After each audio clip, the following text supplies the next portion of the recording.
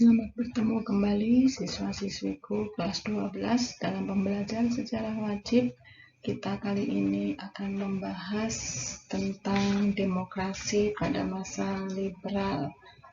Nah, dalam pembahasan kali ini kalian bisa lihat di situ gambar tentang kabinet. Kabinet pada masa pemerintahan Joko Widodo dan Wakil Presiden Ma'ruf Amin yang dilantik pada tanggal 23 Oktober 2019 diberi nama dengan Kabinet Indonesia Maju.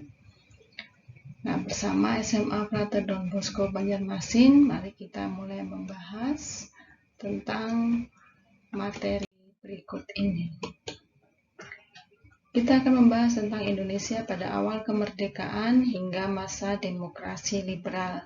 Jadi sejak kemerdekaan 17 Agustus 1945, roda pemerintahan Indonesia dijalankan oleh kabinet. Pada masa ini, kabinet bekerja membantu roda pemerintahan yang dipimpin oleh presiden. Pada masa demokrasi liberal, kabinet melaksanakan pemerintahan seluruhnya dan dipimpin oleh seorang perdana menteri, sedangkan presiden hanya sebatas pemimpin negara. Dalam perkembangannya, kabinet pada masa demokrasi liberal sering mengalami pergantian.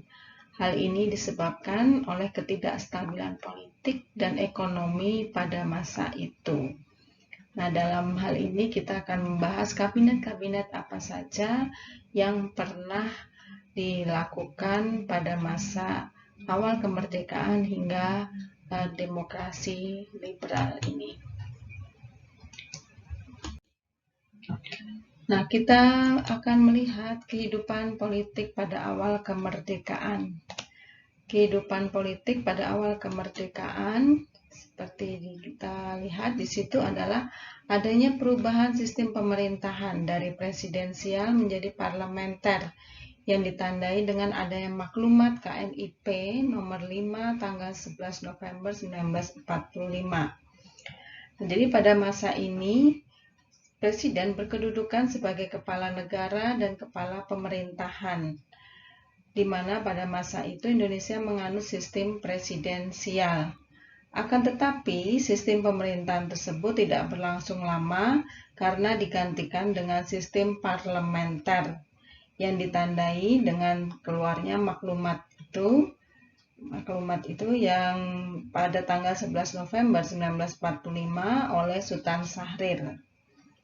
Nah, di situ kemudian pada tanggal 14 November 1945 itu terbentuk kabinet baru dengan Sultan Syahrir sebagai perdana menterinya. Nah, sejak saat itu pemerintahan Indonesia berubah dari sistem presidensial menjadi sistem parlementer. Tetapi dalam sistem kabinet Syahrir I ini hanya menjalankan tugasnya sekitar 3 bulan saja karena kabinet ini tidak memiliki mayoritas suara di parlemen sehingga tidak mendapat dukungan yang kuat.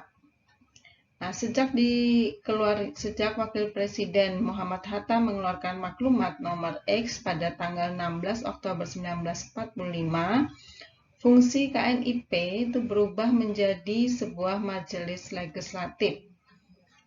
Nah, fungsi legislatif KNIP ini berlangsung selama MPR dan DPR belum terbentuk.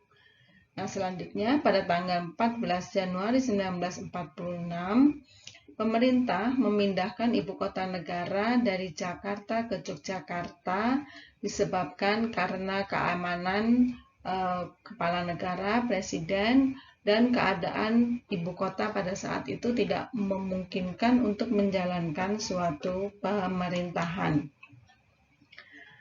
Nah, kemudian dimunculkan adanya penerapan kebijakan RERA, diterapkan secara efektif pada masa pemerintahan Kabinet Muhammad Hatta, di mana RERA ini bertujuan mengurangi pengaruh golongan kiri dalam tubuh angkatan perang dengan cara meleburkan TNI masyarakat yang dibentuk oleh Amir Syarifuddin ke dalam TNI. Nah, kenapa dileburkan? Hari ini disebabkan karena terjadinya permasalahan yang besar akibat adanya inflasi yang dialami oleh Indonesia. Oleh karena itu, Muhammad Hatta itu memfokuskan kebijakan RERA ke arah pengurangan personil angkatan perang.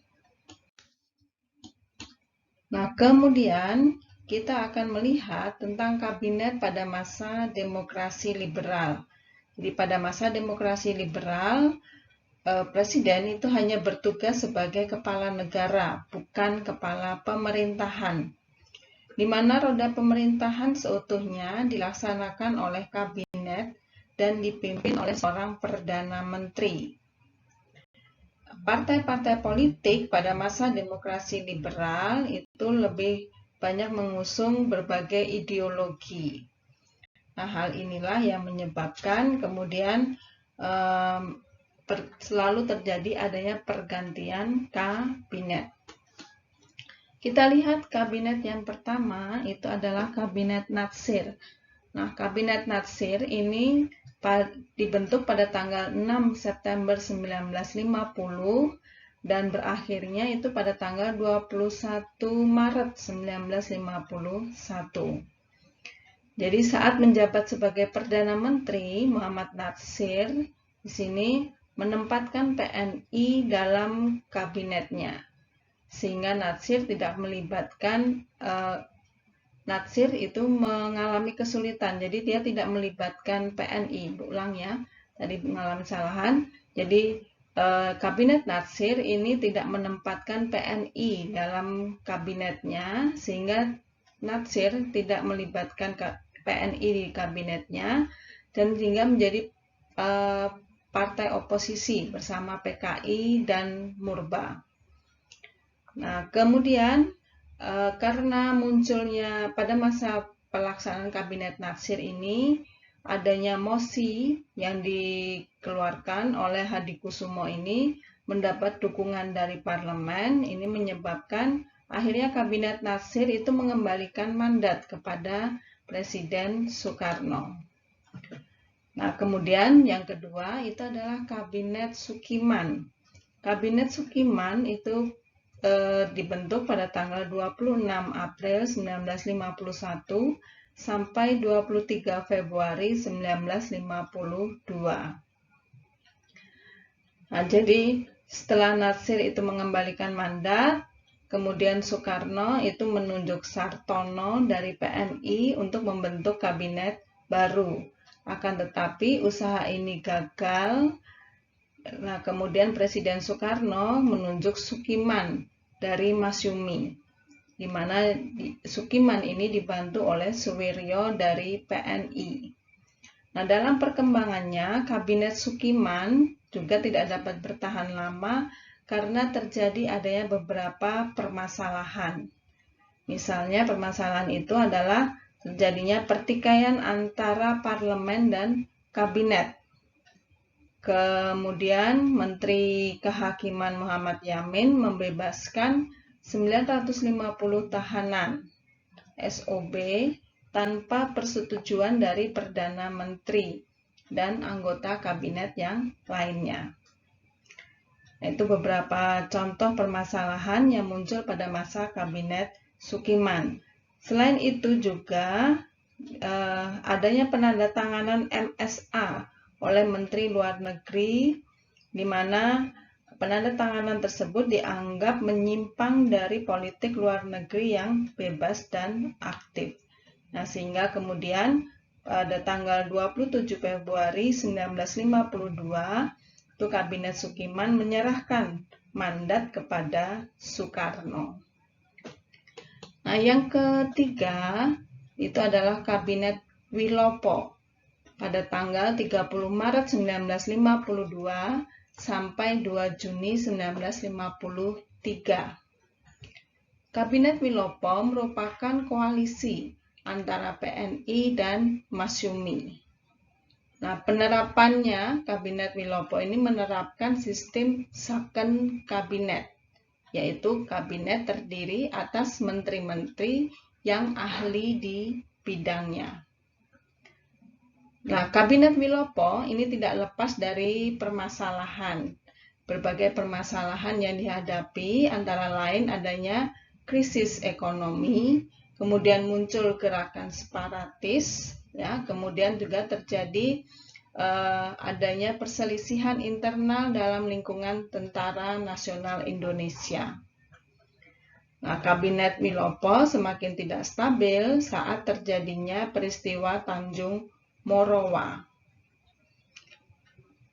Nah, di situ dalam peristiwa tersebut pemerintah melalui melalui Menteri Dalam Negeri menyetujui adanya perusahaan Delhi Planters Vereniging mengelola kembali tanahnya di Tanjung Morowa. Nah, akan tetapi atas hasutan PKI banyak petani lokal yang menduduki tanah-tanah tersebut. Nah, inilah yang menyebabkan permasalahan itu, dan akhirnya Ketua Serikat Tani Indonesia itu mengirim mosi tidak percaya kepada parlemen melalui fraksi PNI. Nah, mosi inilah yang kemudian menyebabkan Kabinet Wilopo itu mengalami kejatuhan. Nah, yang berikutnya adalah Kabinet Ali Sastro Amijoyo.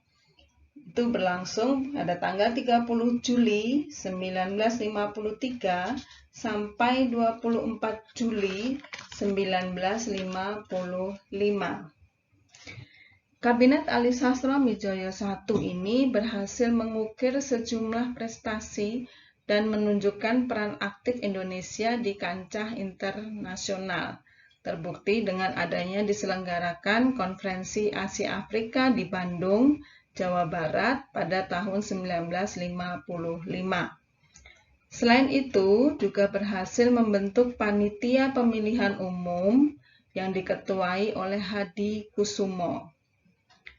Nah, dalam mengatasi masalah perekonomian, Kabinet Ali Sastro Amijoyo I ini berusaha meninjau ulang utang pemerintah dan cadangan devisa negara. Nah, Kabinet Ali Sastro Amijoyo I harus berakhir sebelum menyelenggarakan pemilihan umum. Faktor utamanya di jatuhnya kabinet ini adalah masalah pergantian pimpinan TNI Angkatan Darat, yaitu dikenal sebagai peristiwa 27 Juni 1955. Dan akhirnya kabinet ini harus menyerahkan mengembalikan mandatnya kepada Soekarno. Nah, yang berikutnya adalah Kabinet Burhanuddin Harahap. Dibentuk pada tanggal 12 Agustus 1955 sampai 3 Maret 1956.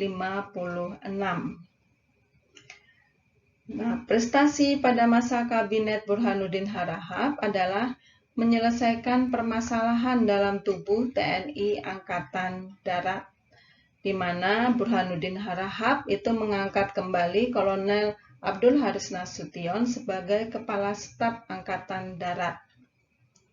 Nah, selain itu keberhasilannya pada masa kabinet ini adalah berhasil menyelenggarakan pemilu pada tahun 1955 yang dilaksanakan dalam 2 tahap.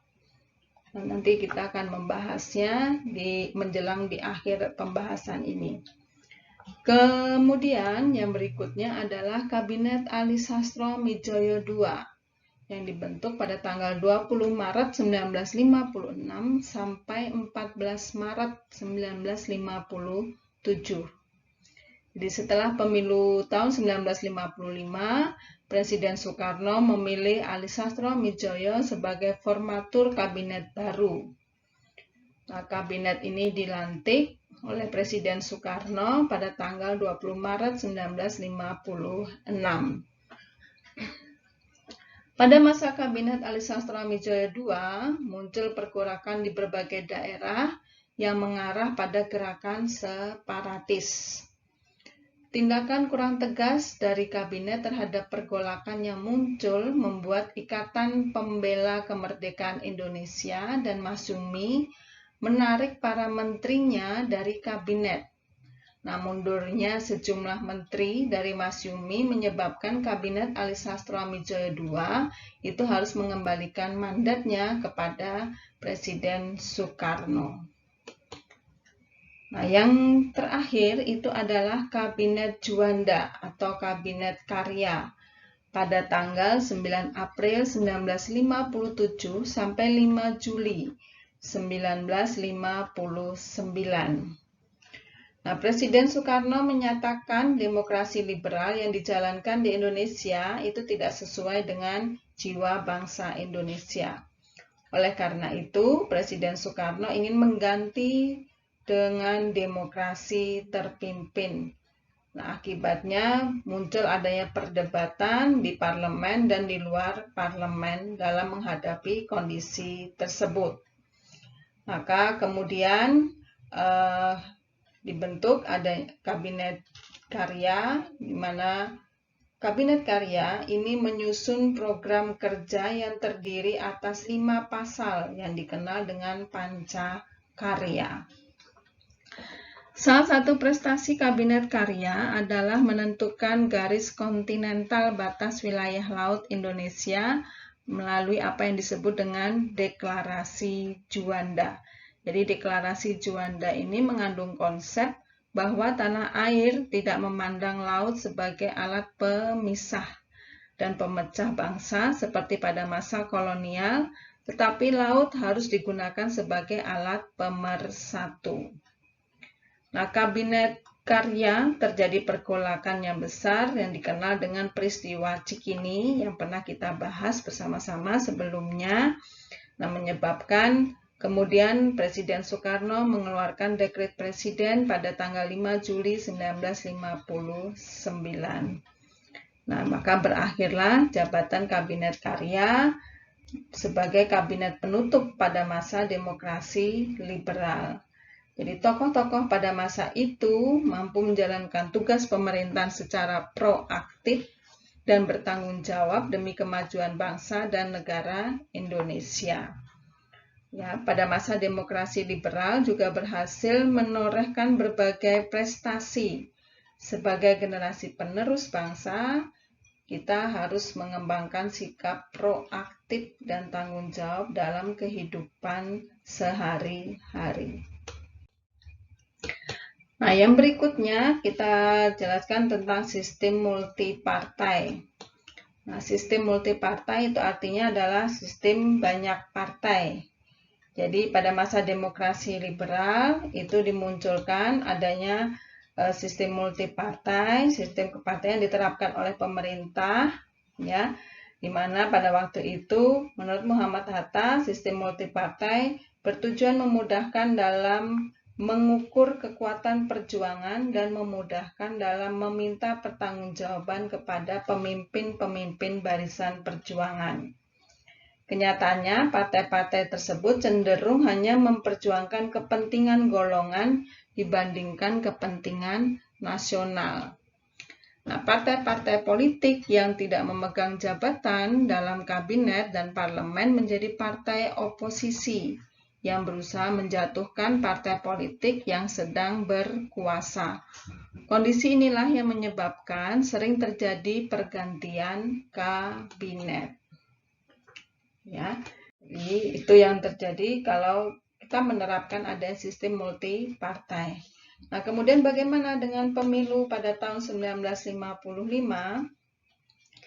Nah, jadi pada tahun 1955 itu pemilu dilaksanakan sebanyak 2 kali, di mana pada tanggal 29 September 1955 itu memilih anggota parlemen, yang kemudian 15 Desember 1955 memilih anggota konstituante. Nah, banyak aspek yang dapat kita teladani dari pelaksanaan pemilu 1955, kompetisi antar partai, golongan, dan calon anggota parlemen dan anggota konstituante berlangsung sangat sehat. Jadi mereka tidak menggunakan fasilitas negara dan tidak memengaruhi pejabat di bawahnya. Nilai positif yang dapat kita ambil dari pemilu 1955 adalah yang pertama, tingkat partisipasi masyarakat tinggi. Yang kedua, jumlah orang yang tidak memilih atau golput itu sedikit. Kemudian yang ketiga, kesadaran berdemokrasi dan kemampuan memilih yang baik, padahal pada saat itu jumlah penduduk buta aksara itu masih banyak. Nah, kesuksesan penyelenggaraan pemilu yang jujur dan adil, terlebih saat negara Indonesia baru merdeka, dianggap sebagai suatu pencapaian besar bagi bangsa Indonesia dalam melaksanakan demokrasi. Nah, kemudian bagaimana kegagalan dari konstituante dalam menyusun undang-undang dasar. Jadi tugas konstituante di situ adalah menyusun adanya undang-undang dasar yang baru. Tetapi dalam perkembangannya itu mengalami kegagalan. Jadi konstituante belum berhasil menyelesaikan tugas utamanya disebabkan karena adanya kita bisa lihat situ ada penyebabnya, bisa kalian baca sendiri ya. Kemudian langkah selanjutnya yang diambil apa oleh pemerintah pada saat itu. Nah, jadi pemungutan suara itu diadakan sebanyak 3 kali, tetapi tidak mencapai quorum. Ya, nah, demikianlah pembahasan mengenai kehidupan politik dan pemerintahan pada awal kemerdekaan dan pada masa demokrasi liberal. Nah, pada kedua periode ini, bangsa Indonesia belajar mengatur kehidupan politik dan pemerintahan. Jadi prestasi yang telah dicapai oleh tokoh-tokoh bangsa pada masa itu dapat dinyatakan berhasil untuk sebuah negara yang baru merdeka. Jadi meskipun demikian, banyak pelajaran dan hikmah yang dapat dipetik dari pelaksanaan demokrasi pada masa awal kemerdekaan dan pada masa demokrasi liberal. Nah, semoga pembelajaran ini dapat menjadi modal berharga bagi kehidupan berdemokrasi bangsa Indonesia di masa kini. Terima kasih untuk siswa-siswiku sekalian yang sudah mau mendengarkan dan melihat tayangan video ini. Semoga dengan ini kalian dapat berdemokrasi lebih baik lagi di masa depan untuk memajukan bangsa dan negara kita. Salam sehat selalu, jangan lupa untuk berdoa selalu. Sekian, terima kasih.